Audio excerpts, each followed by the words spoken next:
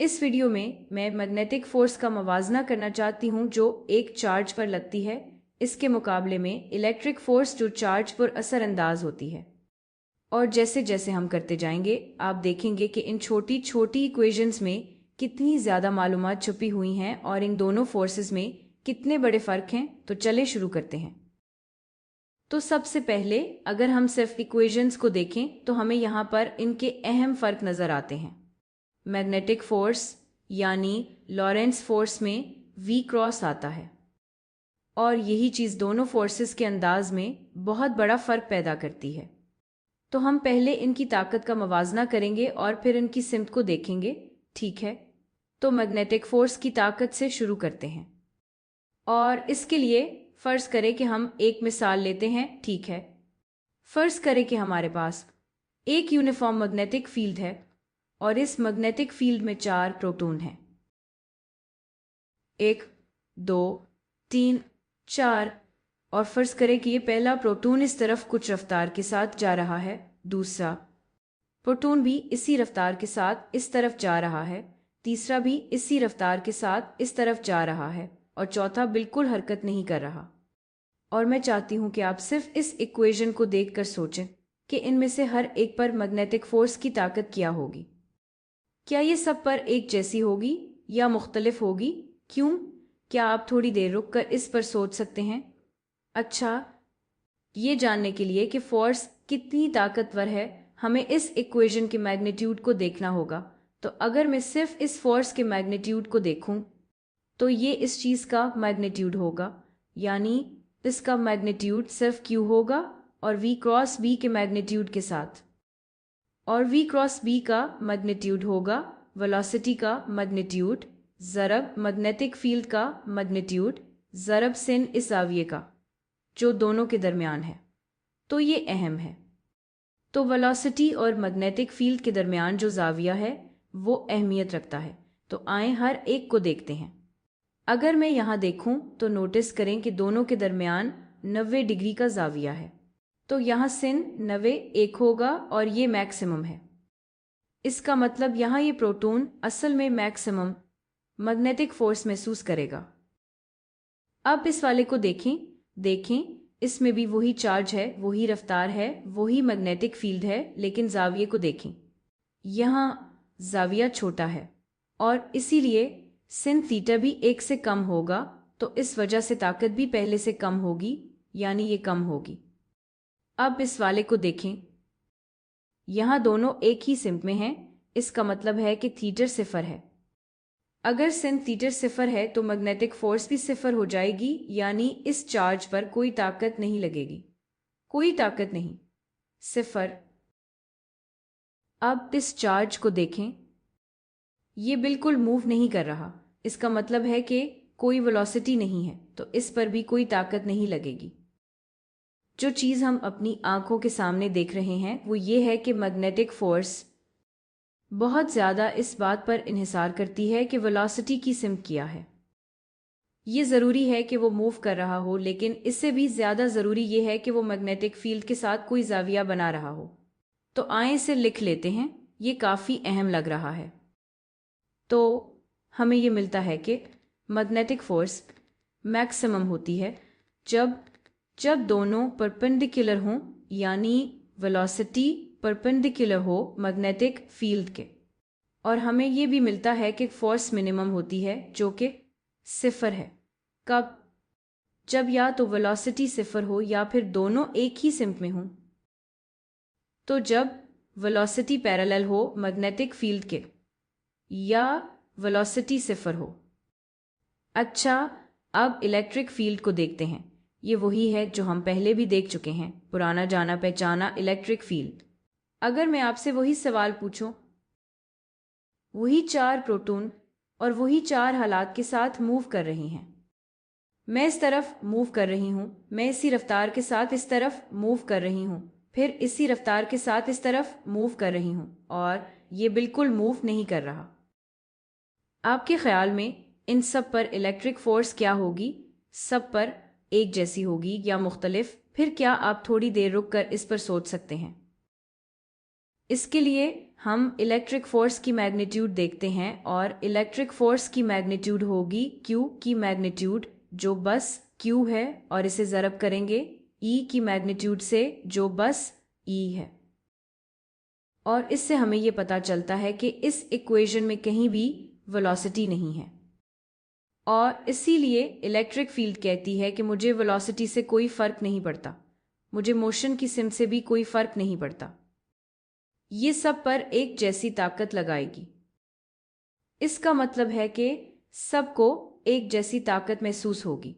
तो आपकी आंखों के सामने सबसे बड़ा फ़र्क, सबसे पहला बड़ा फ़र्क ये है कि ये वेलोसिटी पर इन्हिसार करती है जबकि इलेक्ट्रिक फोर्स इन्हिसार नहीं करती, वेलोसिटी पर इन्हिसार नहीं करती, बिल्कुल भी नहीं। अब आइए इनकी सिम देखते हैं और इस बार हम इलेक्ट्रिक फील्ड से शुरू करेंगे। तो अगर मैं आपसे पूछूं कि यहाँ यहाँ यहाँ और यहाँ इलेक्ट्रिक फोर्स की सिम क्या है, किस सिम में है, इसके लिए हम बस वेक्टर्स देखेंगे।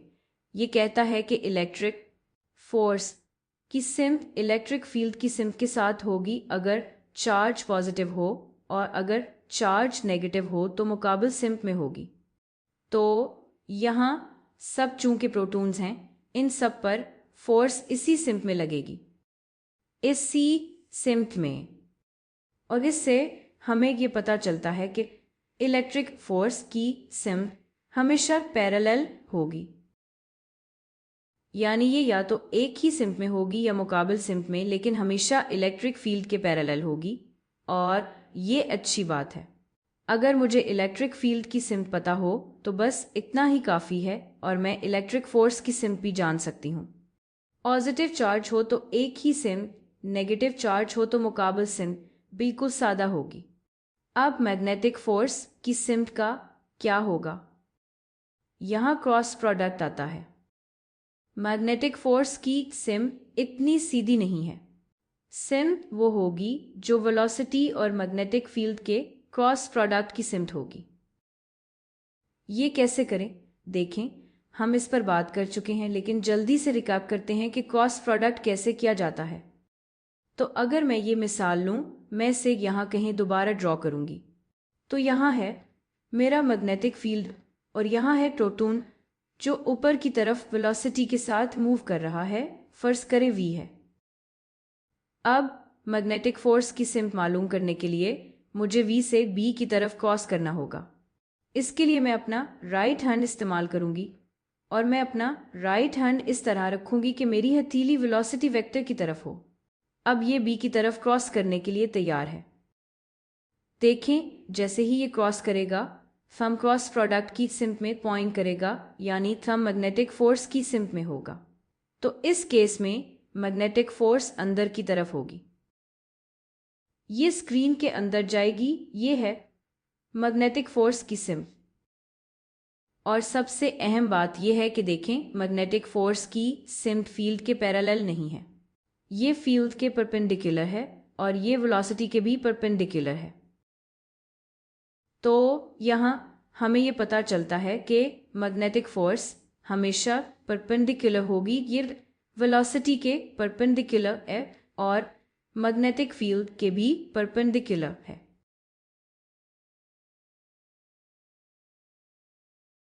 तो यहाँ बहुत बड़ा फर्क है। वहाँ तो सब कुछ सीधा था एक ही सिम में, और यहाँ आपको मैग्नेटिक फील्ड की सिम और वेलोसिटी की सिम दोनों मालूम होनी चाहिए ताकि आप फोर्स की सिम मालूम कर सकें। लेकिन सबसे अहम बात यह है कि मैग्नेटिक फोर्स का वेलोसिटी के परपेंडिकुलर होना बहुत बड़ा असर रखता है। और इसे समझने के लिए मैं फिर से एक मिसाल लेती हूँ। फर्ज करें मेरे पास बहुत complicated non uniform magnetic field है। मुझे तो ये भी नहीं पता कि ये कैसा है, तो सोचे कि बहुत कॉम्प्लेक्स मैग्नेटिक फील्ड है, ठीक है, और इसमें मैं एक प्रोटॉन फेंकती हूँ।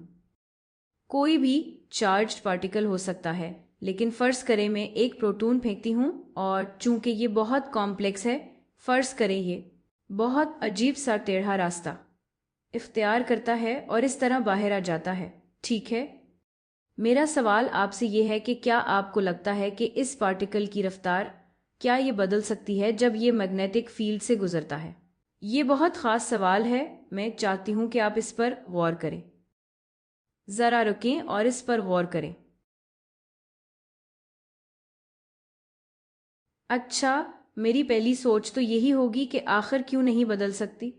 अगर हमारे पास कोई बहुत कॉम्प्लेक्स मैग्नेटिक फील्ड हो और आप जानते हैं इसका रास्ता भी बहुत कॉम्प्लेक्स हो, इसकी सिंक बदल रही हो, इस पर फोर्सेस लग रही हैं, तो जाहिर है बिल्कुल मुमकिन है कि रफ्तार बदल जाए, है ना? अंदाज़ा लगाएं क्या होगा। इस पार्टिकल की रफ्तार कभी नहीं बदलेगी। आपकी मैग्नेटिक फील्ड कभी भी किसी पार्टिकल की रफ्तार नहीं बदल सकती, चाहे फील्ड जितनी भी कॉम्प्लेक्स हो। और सवाल यह है कि क्यों? आप सोच रहे होंगे क्योंकि मैग्नेटिक फोर्स हमेशा वेलोसिटी के परपेंडिकुलर होती है। ये कैसे मुमकिन है? तो मैं आपको एक मिसाल देती हूँ, बल्कि मिसाल नहीं, ज़रा इस पर सोचते हैं। तो अगर मैं आपसे पूछूं, फर्ज करें आपके पास कोई ऑब्जेक्ट है जो इस तरफ मूव कर रहा है। अच्छा, मेरा सवाल ये है कि अगर आप इस पार्टिकल की रफ्तार बढ़ाना या घटाना या बदलना चाहें तो आपको क्या करना चाहिए? आपको इसे पुश करना चाहिए, इस पर ताकत लगानी चाहिए। किस सिम्त में ताकत लगानी चाहिए? तो फर्ज करें आप रफ्तार बढ़ाना चाहते हैं तो आपको इसी सिम्त में पुश करना चाहिए, है ना? आपको इसी सिम्त में पुश करना चाहिए। क्या कोई और सिम्त है जिसमें पुश करके रफ्तार बढ़ाई जा सकती है? हाँ, आप इस तरफ पुश कर सकते हैं और रफ्तार बढ़ा सकते हैं, क्योंकि जब आप इस तरफ ताकत लगाते हैं तो इस ताकत का एक कंपोनेंट इस सिम्प में होता है और इसका असर पार्टिकल को एक्सेलरेट करता है और रफ्तार बढ़ा देता है। तो जब तक आपकी फोर्स का कोई कंपोनेंट वेलोसिटी की सिम्प में है, वो रफ्तार को बदल सकती है, चाहे बढ़ाए या घटाए। लेकिन अगर आपकी फोर्स परपेंडिकुलर हो वेलोसिटी के, तो अब इसका कोई कंपोनेंट वेलोसिटी की सिम्प में नहीं है। इसका नतीजा ये निकलता है कि ये फोर्स वेलोसिटी को नहीं बदल सकती। ये सिर्फ सिम्प बदल सकती है, लेकिन रफ्तार नहीं बदल सकती। और चूंकि हमारी मैग्नेटिक फोर्स हमेशा वेलोसिटी के परपेंडिकुलर होती है, हमारी इक्वेशन के मुताबिक इसका मतलब है कि हमारी मैग्नेटिक फोर्स कभी भी पार्टिकल की रफ्तार नहीं बदल सकती। एक और तरीका यह है कि इसे वर्क और एनर्जी के लिहाज से देखा जाए। अगर आप सोचें कि फोर्स ने कितना वर्क किया है, तो जब फोर्स डिस्प्लेसमेंट वेक्टर के परपेंडिकुलर हो तो वो ज़ीरो होता है। आपने मैकेनिक्स में ये बात देखी होगी। तो एक और तरीका ये सोचने का है कि हमारी मैग्नेटिक फोर्स कोई वर्क नहीं करती और इसलिए ये काइनेटिक एनर्जी को नहीं बदल सकती। तो इसका बड़ा नतीजा ये है कि रफ्तार या काइनेटिक एनर्जी में कोई तब्दीली नहीं आती। और इसका मतलब ये है, चाहे ये जितना भी मुश्किल हो, ये हमेशा दुरुस्त रहेगा। ये हमेशा दुरुस्त रहेगा, चाहे आप यूनिफॉर्म या नॉन यूनिफॉर्म मैग्नेटिक फील्ड के साथ डील कर रहे हों। और इसलिए फर्क नहीं पड़ता कि ये कितना कॉम्प्लेक्स है, रफ्तार कभी भी नहीं बदलेगी। क्या ही खूबसूरत नतीजा है ना? अच्छा, यहाँ क्या होगा? क्या इलेक्ट्रिक फोर्स पार्टिकल की रफ्तार बदल सकती है? फिर से मैं चाहती हूँ कि आप रुककर इस बारे में सोचें। इसका जवाब है हाँ, क्योंकि इलेक्ट्रिक फोर्स वेलोसिटी की सिम्प पर इन्हिसार नहीं करती। तो इस लम्हे हाँ, शायद रफ्तार ना बदले, लेकिन यहाँ बिल्कुल ये रफ्तार बदल सकती है। यहाँ ये यकीनन रफ्तार बदल देगी। तो इलेक्ट्रिक फोर्स पार्टिकल्स की रफ्तार को बदल सकती है, ये वर्क कर सकती है, ये वर्क कर सकती है। असल में यही वजह है कि हम इलेक्ट्रिक पोटेंशियल के बारे में सोचते हैं, क्योंकि ये वर्क कर सकती है और इसीलिए हम इस पर बात करते हैं। लेकिन मैग्नेटिक फोर्सेस वर्क नहीं कर सकती, ये बहुत बड़ा फ़र्क है। और मैं उम्मीद करती हूँ कि आप समझ सकेंगे कि इन छोटी इक्वेशंस में कितनी ज़्यादा मालूमात छुपी हुई है, और इसलिए आपको ये सब याद रखने की ज़रूरत नहीं है। अगर आप इन इक्वेशंस को अच्छी तरह समझ लें तो सब कुछ, ये सारे फ़र्क, ये सारी बारीकियाँ फ़ौरन समझ आ जाएंगी।